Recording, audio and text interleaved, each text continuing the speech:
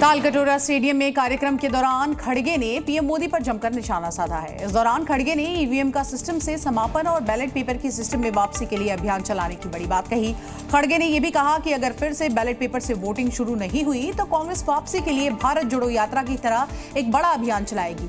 खड़गे ने कहा कि हमें ईवीएम नहीं चाहिए, हमें बैलेट पेपर चाहिए। महाराष्ट्र में महायुति ने अगले मुख्यमंत्री के नाम का ऐलान नहीं किया, लेकिन इस मुद्दे पर केंद्रीय मंत्री रामदास अठावले ने अपना मत रखते हुए कहा कि बीजेपी को ज्यादा सीटें मिली है, जिसे देखते हुए सीएम पद के लिए देवेंद्र फडणवीस की दावेदारी सबसे अधिक बनती है। साथ ही अपनी राय रखते हुए उन्होंने ये भी कहा कि एकनाथ शिंदे को केंद्र में लाना चाहिए। सीएम योगी ने संविधान में सेक्युलर और समाजवादी शब्द को लेकर कांग्रेस पर जमकर निशाना साधा। उन्होंने कहा कि डॉक्टर भीमराव अंबेडकर ने जो संविधान दिया था उसमें सेक्युलर और समाजवादी शब्द नहीं थे।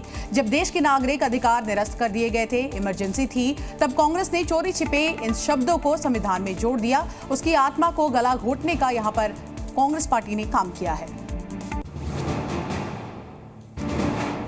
दिल्ली में अगले साल की शुरुआत में विधानसभा चुनाव होने, इसी कड़ी में दिल्ली में आम आदमी पार्टी और भारतीय जनता पार्टी के बीच झुग्गी पॉलिटिक्स शुरू हो गई है। मनीष सिसोदिया ने कहा कि बीजेपी वाले झुग्गी टूरिज्म कर रहे हैं। उन्होंने झुग्गी वालों और गरीबों से नफरत है। बीजेपी वाले पहले वोट मांगते हैं, फिर एक साल बाद आकर झुग्गियों को तोड़ देते हैं।